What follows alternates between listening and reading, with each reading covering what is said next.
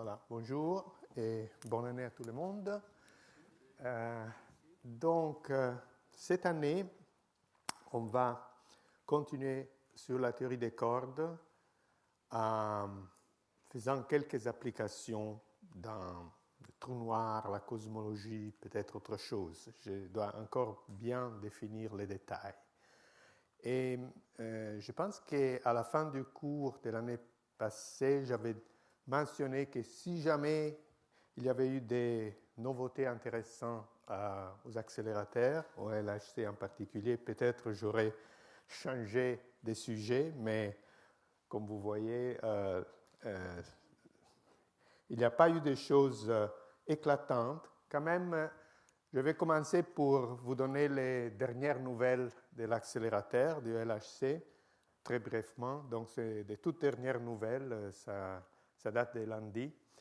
Les CERN, après un peu d'hésitation, après beaucoup de discussions, auraient décidé de continuer à faire tourner la machine, le faisceau, aussi en 2012. D'abord, on pensait à fin 2011 d'avoir une longue interruption pour monter en énergie, mais finalement, après un atelier à Chamonix, qu'on organise chaque année, ils ont décidé que c'est peut-être préférable de continuer à faire tourner la machine à cette énergie-là. Ça, c'est l'énergie pour chaque faisceau. Donc, dans les centres de masse, l'énergie totale est de 7 TeV. Et donc, d'exploiter la machine encore pour 2012, pour la simple raison que maintenant les LHC marchent très bien. La luminosité, que vous savez, la luminosité, c'est les paramètres qui nous disent combien d'événements on peut s'attendre pour un certain processus. Et comme on regarde des processus rares, comme la production du boson de Higgs, il faut beaucoup de luminosité. Bon, la luminosité atteinte à la fin 2010 était même supérieure aux prévisions. On s'attend, comme c'est marqué ici, de gagner encore au moins un facteur 3 en luminosité pendant 2011. Donc, les perspectives sont très bonnes pour avoir des découvertes intéressantes. Mais effectivement, une fois arrivé à une bonne luminosité, il faut du temps aussi.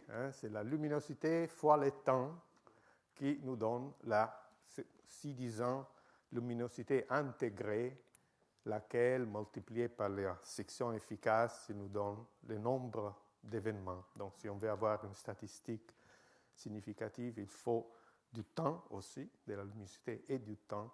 Et donc, on pense, en faisant plusieurs calculs dans les modèles standards, que si on fait encore tourner la machine en 2012, ça va probablement découvrir des choses intéressantes. Et après, il y aura une interruption pendant pratiquement une année que c'est nécessaire pour monter en énergie, probablement d'un facteur 2, pour arriver aux 14 TeV dans les centres de masse. Bon, ça, donc, on verra bien pour l'année prochaine. Mais pour cette année, on revient vers la théorie. Donc, je vais commencer avec une petite introduction, en vous rappelant d'abord, c'est ce qu'on a dit pendant plusieurs années de cours. Donc, il s'agit de 4 années de cours où on a discuté la théorie actuelle des 4 forces fondamentales qu'on connaît, l'électromagnétisme, les interactions faibles, les interactions fortes nucléaires et la gravitation. Et j'ai souligné plusieurs fois que notre modèle actuel pour décrire toutes ces interactions se base sur 2 piliers. Le premier, c'est le modèle standard des particules élémentaires, et le deuxième, c'est un modèle standard, soi-disant. On ne l'appelle vraiment pas comme ça, mais c'est bien de l'appeler le modèle standard de la gravitation, c'est-à-dire la relativité générale. Alors, la relativité générale, donc le modèle standard de la gravitation, c'est une théorie des champs classique. Par contre, le modèle standard des particules, c'est une théorie des champs quantiques, quantum field theory. Donc, c'est un cadre où on met ensemble les principes de la mécanique quantique et de la relativité spéciale, pas générale, et en particulier les modèles qui marchent, qui décrivent bien la nature, semblent être une classe spéciale des théories des champs, qu'on appelle des théories des jauges, qui apparaît comme la façon la plus naturelle, peut-être la seule façon, de décrire des particules à masse nulle et spin au moment cinétique 1, en unité h bar, à cause du fait que des particules de spin 1 sans masse ont seulement 2 degrés physiques de polarisation, au contraire d'une particule massive qu'on aurait 3. Donc, l'invariance des jauges sert à éliminer cette polarisation non existante ou non physique. Alors, le modèle standard, pour aller un peu plus dans les détails, le modèle standard contient exactement 12 de ces particules à masse nulle et spin 1. Pourquoi 12? Parce qu'il y en a un pour chaque générateur du groupe de jauge. Et comme le groupe de jauge, on a découvert être ce groupe-là, SU3 fois SU2 fois U1, il y a 1 plus 3 plus 8 générateurs, donc ça fait 12 bosons de jauge. Il y a des gluons, il y a les WZ0 et il y a les photons, si vous voulez. En effet, les photons est un mélange un peu compliqué de ces deux générateurs. Bon, il y a aussi, à cause des 3 facteurs, chaque facteur a son propre constant de couplage, et donc il y a aussi 3 facteurs, 3 constants de couplage. Les autres acteurs du modèle standard sont les champs de matière. Donc là, c'est les champs qui amènent les forces, et là, il y a les champs de matière qui à l'exception de ce fameux boson de Higgs qu'on est en train de chercher au LHC et ailleurs, sont tous des champs de matière de spin 1,5. Donc, si vous voulez, c'est la représentation la plus petite possible du groupe de Lorentz, mis à part les scalaires. Les scalaires, c'est vraiment la représentation banale.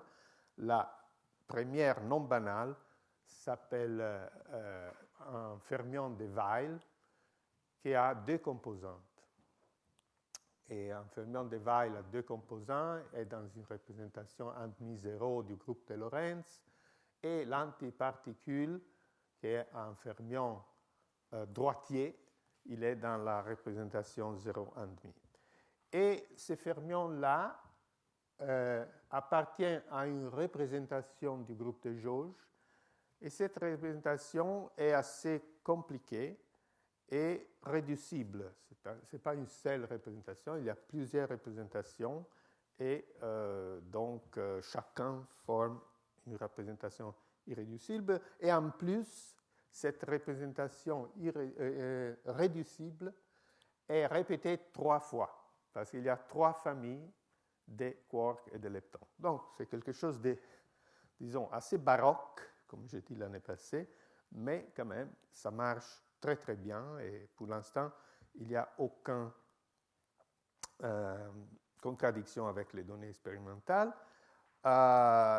Et pour les bosons de Higgs, comme on a dit, il faut attendre, voir si vraiment il est là, mais il faut quand même l'énergie et aussi assez de statistiques pour le découvrir.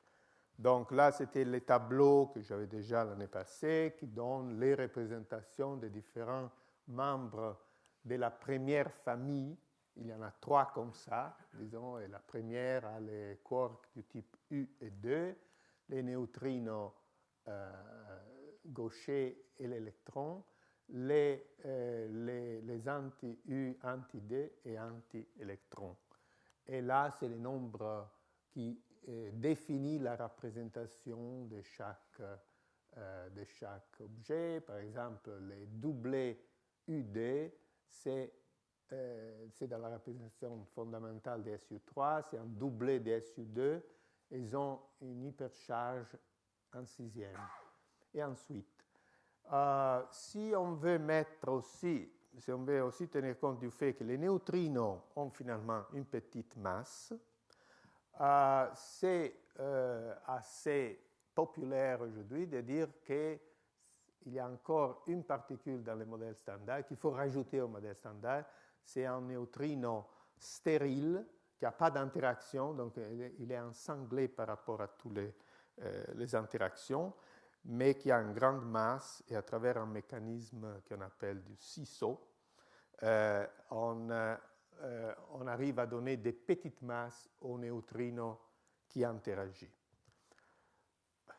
Bon, je fais ces petits résumés. Si vous avez envie de voir plus, évidemment, il faut revenir sur mes cours précédents qui sont pratiquement, je pense, sont tous en ligne. Alors, la chose très peculière et intéressante de ces représentations, de ces tableaux, c'est que cette représentation est complètement chirale dans le sens qu'on ne peut pas former, c'est ce que ça veut dire en termes physiques, pas mathématiques mais physiques, ça veut dire qu'on ne peut pas écrire dans les Lagrangiens en termes de masse pour n'importe quel fermion. Parce qu'en termes de masse, je le dis 1000 fois, ça relève à combiner deux fermions du type gauche ou des fermions de type 3. Mais si je prends les tableaux précédents, je vous invite à faire l'exercice, vous prenez n'importe quel couple dans ces tableaux, par exemple ça et ça, et vous n'arrivez pas à former un sanglé dans les produits de deux représentations, il n'y a pas les sanglés. Par exemple, si je prends UD et UC, 3 et 3 étoiles, effectivement, peuvent faire un sanglé de SU3, mais 2 et 1 ne peuvent pas faire un sanglé de SU2. Donc, SUD empêche au quark U et D d'avoir une masse. Voilà, par exemple. Et ensuite, donc, pour donner des masses aux quarks et aux leptons, on a besoin de briser la symétrie des jauges, mais on ne peut pas la briser d'une façon n'importe laquelle, on doit la briser d'une façon spontanée, comme on dit, que c'est le mécanisme justement de Braut, Engler et Higgs, donc à travers un boson de Higgs par exemple, et ce mécanisme donne à la fois une masse au fermion et aussi une masse au boson de jauge dans toutes les directions où il y a la brisure. Et finalement, disons, on reste, par exemple, ces 4 bosons de jauge de SUD fois U1 donnent un photon de masse nulle, qu'on connaît très bien, et 3 bosons avec masse, les W plus et moins, et les Z0.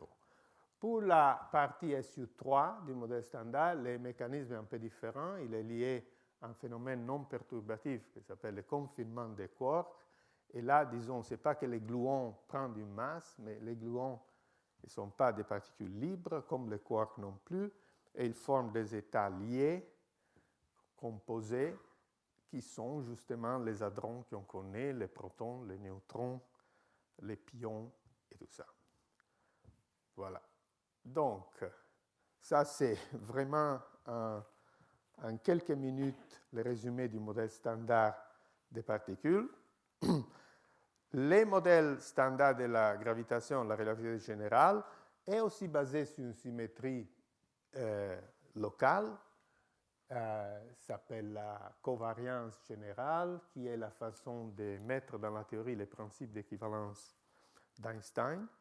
Et effectivement, elle est associée à un champ tensoriel, le champ de gravitation, qui, si on fait une quantisation semi-classique, correspond à une particule de masse de spin 2, pas 1, mais 2, qu'on appelle le graviton, analogie avec les photons, et c'est l'analogue du photon pour le cas gravitationnel. Et cette covariance générale, comme l'inférence de jauge, sert à éliminer les degrés physiques, non physiques de cette particule à masse nulle et spin 2. Et je répète, les deux modèles standards, les deux ont été vérifiés avec de la précision qui a augmenté avec le temps et sans avoir de véritables contradictions. Et le LHC probablement va nous dire si ces modèles standards qu'on a actuellement, c'est vraiment les bons. Mais peut-être elle va découvrir de nouvelles choses. Je vous rappelle qu'il y a le mystère de la matière noire de l'univers qui ne peut pas être fait des particules qu'on connaît. Donc, il y a certainement des choses à découvrir, mais on ne sait pas si la nature est assez gentille de donner des particules accessibles aux accélérateurs. On devrait être plus ou moins dans cette région-là de masse, mais on ne sait pas. Et après, on espère toujours dans des surprises. Bon, et tout ça est très bien, mais d'un point de vue théorique, ces modèles standards boitent un peu. Il n'est pas vraiment sur deux pieds égaux. Parce que les théoriciens n'ont pas réussi encore à généraliser, disons, les cadres de la mécanique quantique au secteur gravitationnel. La raison est que dans le cas de la gravitation quantique, les divergences ultraviolets qui ont reçu dans les théories des champs avec les processus de renormalisation ne marchent pas. Les divergences sont trop sévères et donc on n'arrive pas à les éliminer à travers un processus de renormalisation. Et donc, il y a des indications, je ne dis pas que c'est un théorème, mais que pour arriver à une théorie cohérente de la gravitation quantique, on a besoin d'aller au-delà du cadre de la théorie du champ ordinaire, qui est local, qui a des interactions dans des points sans dimension de l'espace-temps, même s'il y a d'autres théoriciens qui pensent que peut-être on peut trouver une façon de quantifier la gravitation sans sortir de la relativité générale. La loop quantum gravity, c'est une tentative de faire ça. Donc, la théorie des cordes, je pense que c'est en ce moment les candidats les plus prometteurs pour faire cette synthèse de la mécanique quantique et de la relativité générale. Et en plus, il donne une possibilité peut-être un jour d'avoir une théorie unifiée de toutes les interactions et aussi de toutes les particules, parce que toutes les particules élémentaires seraient rien d'autre que des états de vibration d'une corde, d'une seule corde. Et en plus, il y a une prédiction très solide de la théorie des cordes qui nous dit, comme je vais résumer ça aussi, qu'il doit exister des particules sans masse et avec spin 1 et 2. Donc, c'est cette chose qu'on connaît depuis les données expérimentales est, si vous voulez, une prédiction ou une postdiction de la théorie des cordes. Donc, ça, c'est la raison pour laquelle on est très motivé aujourd'hui à étudier la théorie des cordes, cette possibilité d'unifier les différentes interactions et les différents types de particules. Mais ce n'était pas la façon à laquelle la théorie des cordes est née. Elle est née avec quand on a essayé dans les années 60 de décrire une façon non conventionnelle les interactions fortes qu'aujourd'hui on décrit avec la théorie des quarks et des gluons. À ce moment-là, on n'avait pas la QCD, on n'avait pas cette idée du confinement, et donc on avait essayé de faire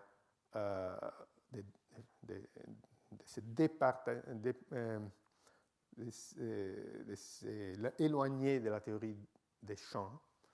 Et en faisant ça, on a construit un modèle qui n'a pas marché pour les interactions fortes, mais a donné naissance à cette théorie des cordes qu'aujourd'hui on utilise pour d'autres raisons. Alors, en général, dans les bouquins de théorie des cordes, on part directement du haut, c'est-à-dire de la théorie des cordes d'aujourd'hui, et après on arrive au modèle qui a donné naissance à la théorie après beaucoup de calculs. Mais dans les cours de l'année passée, on a suivi plutôt la voie du bas vers le haut, c'est-à-dire on a fait un peu d'historique. On est parti avec des données expérimentales des années 60 et petit à petit, on est allé vers le haut, vers la théorie des cordes. Et donc, je vous rappelle que dans la première partie du cours de l'année passée, on est parti avec ces modèles du haut à résonance et après avec leurs interprétations comme une théorie des cordes.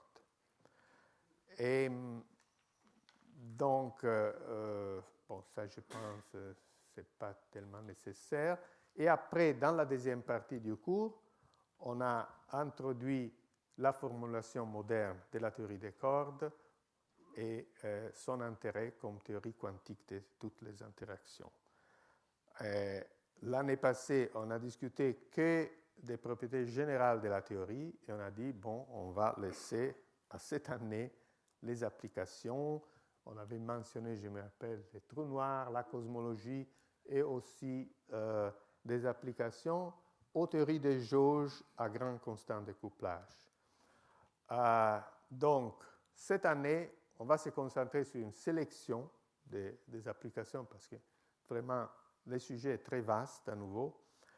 Mais je pense qu'il faut quand même reprendre un petit peu les concepts qu'on a présentés l'année passée parce que, disons, pour faire si que les cours soient un peu compacts et parce que aussi je pense qu'il y avait beaucoup de matériel et peut-être certains de vous n'étaient pas là. Donc, je vais un peu reprendre dans les 2 semaines, donc cette semaine et la prochaine, on va un peu résumer ce qu'on a fait l'année passée avant de passer aux applications.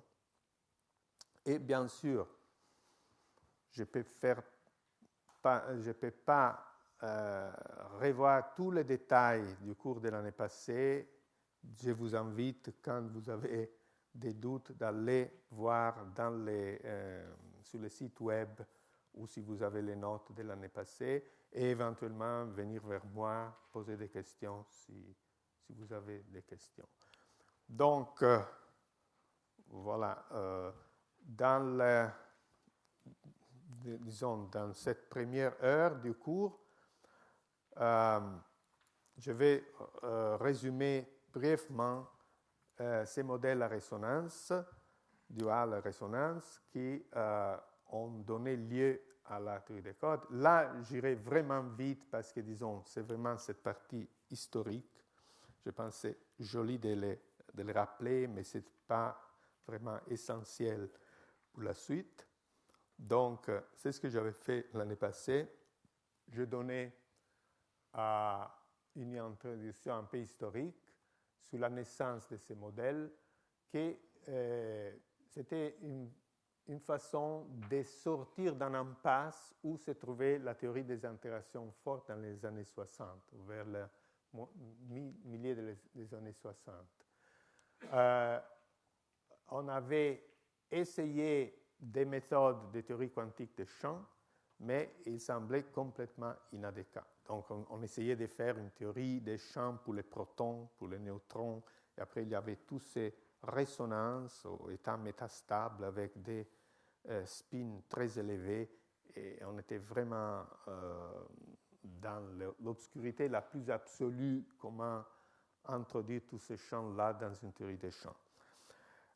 Il y avait par contre une théorie dite de la matrice S, qui était basée sur des travaux de Regge, aussi leur utilisation pour Chu et Mandelstam.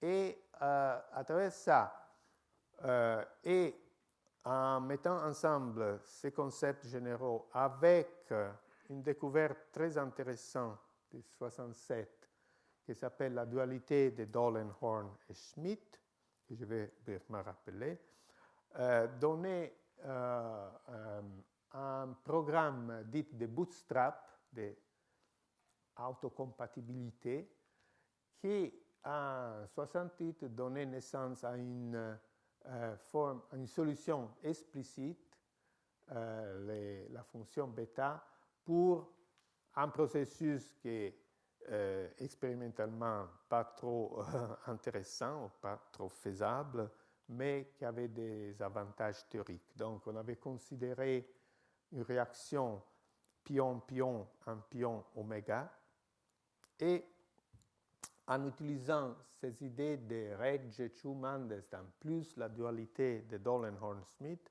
on arrivait à des conditions de consistance qui finalement fut résolue par une formule qui avait toutes ces propriétés en même temps. Cette formule, fonction bêta d'Euler, c'est un rapport, produit un rapport des fonctions gamma. Donc l'amplitude pi en pi oméga était donnée par une fonction des variables dites de Mandelstam. Je vous rappelle, S représente l'énergie au carré dans le centre de masse de la réaction. T, c'est l'impulsion transférée entre ces pions et ces pions. Et la troisième variable dite U est l'impulsion transférée entre, disons, ces pions-là et cet oméga-là, ou ces pions-là et ces pions-là. Donc, ce sont les trois variables de Mandelstam qui sont liées par une relation S plus T plus U égale la somme des masses des particules externes. Voilà. Alors, l'amplitude consiste de la somme de trois fonctions. Vous voyez ST, UT, SU, parce qu'elle est complètement symétrique. On sait pour des raisons générales qu'elle est complètement symétrique dans les trois variables de Mandelstam.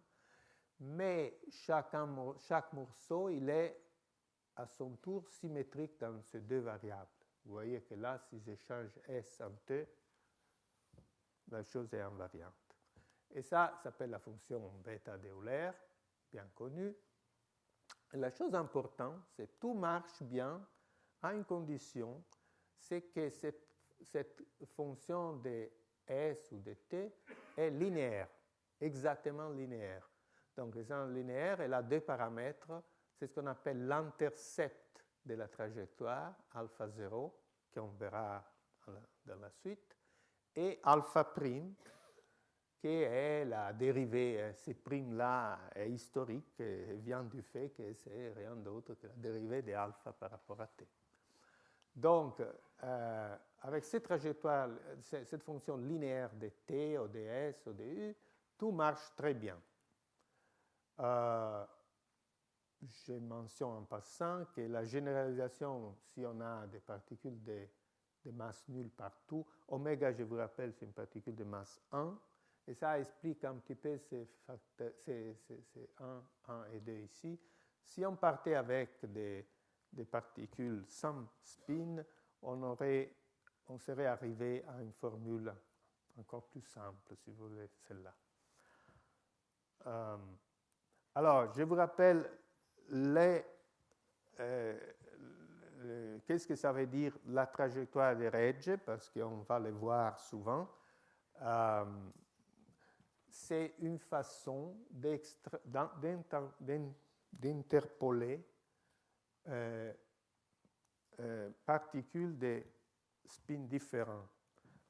Alors, c'est alpha de t, ou de, disons, en général, de quelque chose qui a la dimension d'une masse à la puissance 2, représente les moments cinétiques. Les spins, c'est une généralisation du spin à être une quantité complexe, en effet, un nombre complexe. Mais évidemment, un état physique a un moment cinétique ou un spin entier ou semi-entier, demi-entier, comme on sait bien. Donc, c'est une généralisation, c'est une continuation du concept de spin dans les plans complexes. Mais quand on a une trajectoire de Regge, les particules physiques correspondent aux interceptions de cette trajectoire, on appelle la trajectoire, avec les lignes où J a une valeur entière pour les bosons ou demi-entier pour les fermions. Donc, si j'ai une trajectoire de Regge comme ça, je sais qu'à cette masse ici, M1, on a une particule de spin 1, et quand la trajectoire arrive à J égale 2, j'aurai une particule de spin 2 de masse M2. Alors, si je n'ai pas de chance, et la trajectoire est faite ainsi, j'arrive ici avec une particule de spin 0, mais qui a une masse au carré négative. Donc, c'est mal, hein? C'est pas bon. On appelle ça un tachyon parce que, disons, supposons, il voyagerait avec une vitesse supérieure à la vitesse de la lumière. Mais bref, c'est un problème avec un spectre comme ça. Mais il y a des cas où cette particule n'est pas là. Dans les fermions, la chose est similaire, mais disons là, les intercepts 1,5 et 3,5 nous donnent une particule de spin 1,5 ou 3,5. Voilà, donc ça c'est pour vous rappeler. Alors, cette trajectoire de Regge, qui d'habitude dans la théorie des champs était du type comme ça, mais après il retombait. Donc, il donnait un nombre fini d'interceptions avec les lignes à J constant. Dans les modèles de la fonction bêta, était forcé à aller à croître jusqu'à l'infini. Donc, il donnait un nombre infini de particules, parce que chaque fois qu'il y a une interception avec un entier, il y a une particule. Et pas seulement, il n'y avait pas une seule trajectoire, mais il y avait, je ne l'ai pas dessiné, des trajectoires plus bas, mais avec la même pente. Donc, il donnait des particules avec une masse plus grande pour le même J. Et il y en avait beaucoup, un nombre infini, en effet, aussi de trajectoires. Donc, vous imaginez, disons, on pensait déjà que c'était un spectre de particules énorme associé à ces modèles. Bon, on a discuté les propriétés de cette fonction, dite à 4 points, parce qu'il y a 4 pattes extérieures, les singularités, les comportements à grandes énergies et transfert d'impulsion fixe ou à grandes énergies et angles fixes. Je ne vais pas aller trop dans les détails. Et on avait souligné les propriétés de dualité, cette dualité de Dohlen-Horst-Schmidt, qu'on voit bien dans des diagrammes dits de dualité. Donc, on avait déjà à ce moment-là des diagrammes qui rappellent maintenant les diagrammes qu'on peut écrire dans la théorie, dans la QCD, mais on ne savait pas quoi mettre dedans. Mais on avait quand même des diagrammes comme ça. Donc, par exemple, pi en pi, c'est un diagramme comme ça. Et là, on voit bien la dualité, c'est-à-dire que ces diagrammes-là, je peux les voir comme la création d'un état intermédiaire des deux barres dans ces voies-là, ou si je regarde le processus dans l'autre voie, je vois un état intermédiaire U bar. Donc, et ça, c'est la dualité de Dollond-Horst-Smith. Voilà, pour pion-pion, on avait même une proposition de Lovelace avec à nouveau des petits nombres ici, 1, 1 et 1, au lieu de 1, 1 et 2, et qui marchait très bien. Du point de vue phénoménologique, il donnait une bonne représentation des propriétés du processus avec cette trajectoire-là, 1,5 plus quelque chose qui est de l'ordre 1 sur G et V moins 2 fois T. Bon, alors, après on a souligné le fait que pour comprendre, je vous ai parlé de toutes ces trajectoires croissantes qui donnaient beaucoup de particules. Mais on voulait comprendre exactement combien d'états il y avait. Infini, vous direz, mais combien il y en avait pour chaque valeur de la masse et du spin.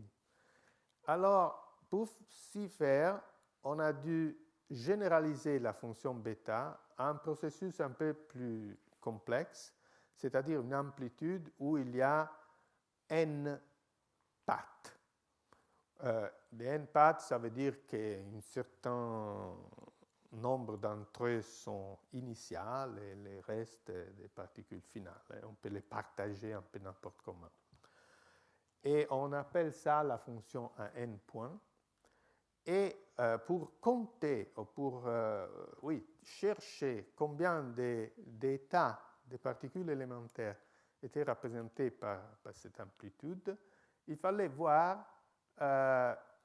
utiliser une propriété fondamentale d'une particule du point de vue de l'amplitude de collision qui s'appelle la factorisation. C'est-à-dire, si j'ai un processus très générique, c'est une particule qui rentre, c'est une particule qui sort, je vais voir combien d'états peut être formé dans l'état initial et après il se désintègre dans l'état final. Je dois utiliser le fait que pour chaque particule, je sais que la contribution de cette particule à l'amplitude de collision est un produit d'un couplage aux états initiaux fois un couplage à l'état final. Donc, si j'ai une seule particule intermédiaire, c'est juste le produit d'un facteur pour l'état initial fois un facteur pour l'état final. Mais souvent, je n'arrive pas à écrire l'amplitude avec un produit de facteurs, mais seulement avec une somme de produits de facteurs. C'est ça là. Et donc, la question est combien de termes je dois mettre dans la somme pour pouvoir arriver à ça. Donc, ça, c'est la façon d'étudier et compter le nombre d'états contenus dans les modèles. Et ça, disons, on y arrive. Ce n'est pas vraiment trop nécessaire de regarder les détails des formules, mais on part de la fonction à n points qui contient des variables d'intégration, un volume d'intégration qui doit satisfaire certaines propriétés. Bref, cette amplitude qui est la généralisation de la fonction bêta, c'est pour ça qu'on l'appelle Bn, B4 serait la fonction bêta, ça c'est une généralisation de la fonction bêta. On arrive effectivement à la factoriser un blob fois un autre blob en introduisant des opérateurs. Voilà, ça c'est ce que Fubini, moi-même, et David Gordon et Nambu avaient fait dans les fins des années 60.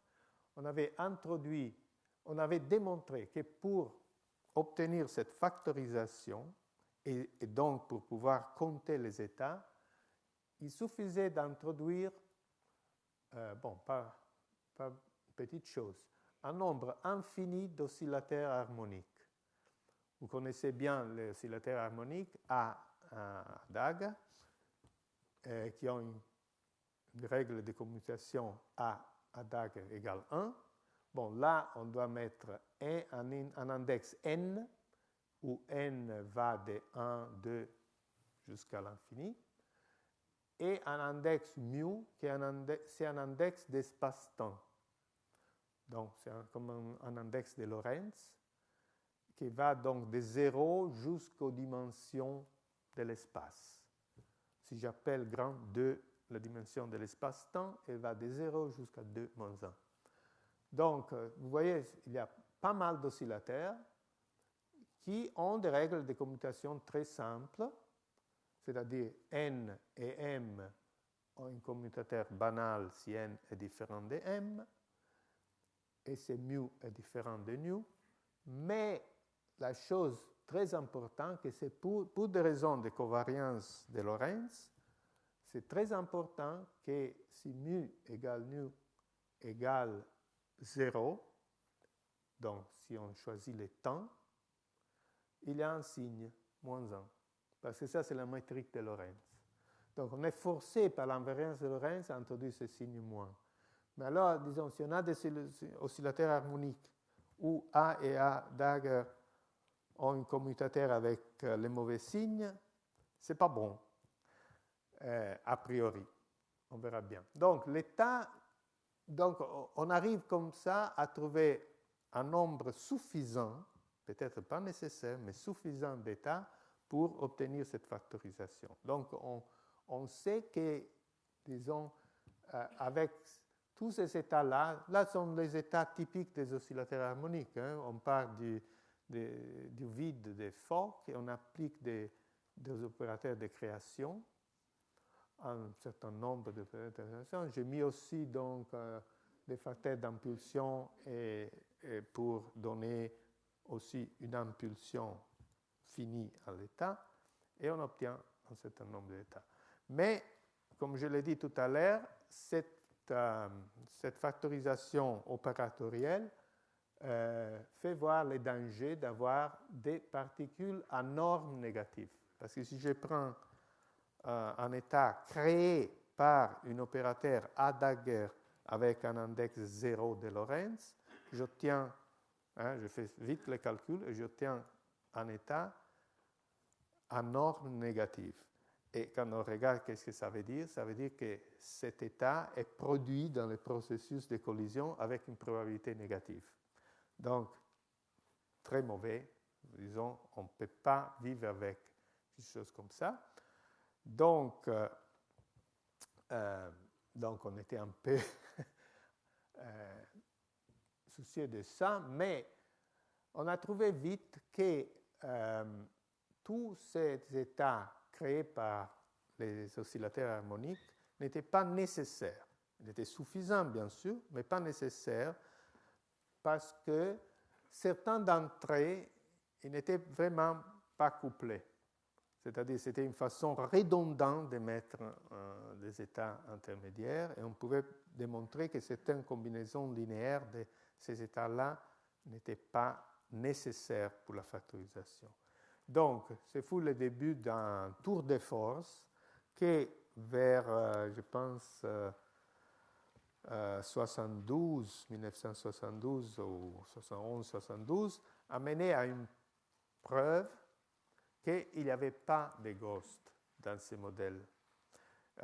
Les no-ghost theorem, prouvé par ces messieurs-là, et où on utilisait plusieurs choses, les opérateurs de Virasoro, l'algèbre dite de Virasoro, les opérateurs de vertex, et aussi, très important, la construction d'un nombre infini d'états à normes positives, qui s'appellent les états di Vecchia del giudice Fubini, DDF, states.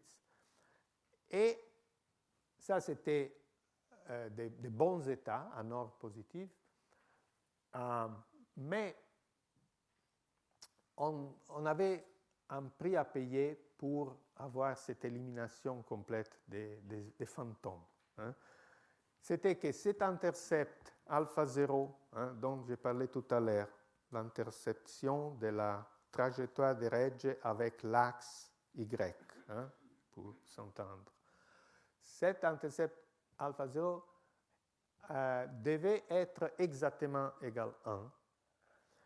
Et vous avez vu dans le petit dessin, pardon, je reviens, voilà, si je mets l'intercept alpha 0 ici, je suis dans la mauvaise situation où la trajectoire va intercepter l'axe J égale 0 à une valeur de M2 qui est négative. Donc, on a éliminé les tachyons, mais on a gagné, on a éliminé les fantômes, mais on a gagné un tachyon.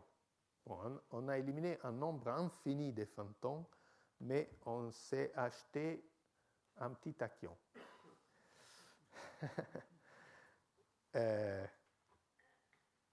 Et il y avait une deuxième contrainte, que la dimensionnalité de l'espace-temps devait être au plus 26.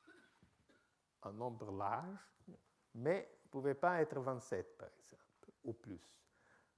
Parce que dans ce cas-là, on pouvait démontrer qu'il y avait encore des fantômes dans la théorie. Et quelque chose de très spécial s'est passé si on prenait exactement d égale 26. Dans ce cas-là, l'espace des états physiques nécessaires et suffisants pour obtenir la factorisation devenait directement l'espace des états d'IDF qui correspondait seulement à D-2 de, pardon, ma prononciation française terrible, D-2 égale 24 dimensions. Donc, on va revenir sur ce 24 parce que dans la théorie des cordes, cette chose-là a une interprétation très claire. Mais là, on obtenait comme ça depuis des calculs. Donc, seulement dans ces cas-là, les états d'EDF étaient suffisants. Mais il y avait plus. Entre-temps, Loveless avait fait des calculs des boucles, déjà au début des années 70, hein, ce n'était pas banal du tout hein, avec les techniques de l'époque. Il avait trouvé que les boucles donnaient des problèmes, sauf si D était exactement 26. Donc, on était vraiment coincé avec alpha 0 égale 1 et D égale 26. Seulement dans ces cas-là, il n'y avait pas de fantômes et pas de problème au niveau des boucles. Voilà, ça c'était la conclusion. Et les modèles, autrement, étaient consistants, étaient cohérents, except pour la présence du tachyon. Mais il y avait d'autres problèmes, évidemment. Il n'y avait pas de fermions. Alors, les fermions furent rajoutés au modèle dual déjà avant qu'on arrive à une théorie des cordes, mais comme c'est plus facile de les introduire, de les discuter dans le contexte de la théorie des cordes, c'est comme ça que je l'ai présenté l'année passée. Donc, je pense qu'on est un petit peu à l'avance. Peut-être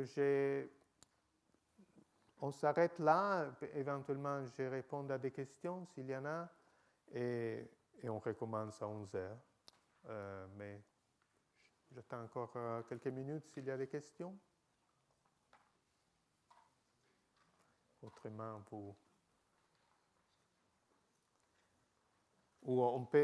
je pense qu'il y a un peu plus de matériel à la deuxième heure. Moi, je dirais que s'il n'y a pas de questions, on recommence à moins 10. Hein, comme ça, on a un petit peu plus de marge pour la deuxième heure. Hein, on prend un petit quart d'heure de réponse.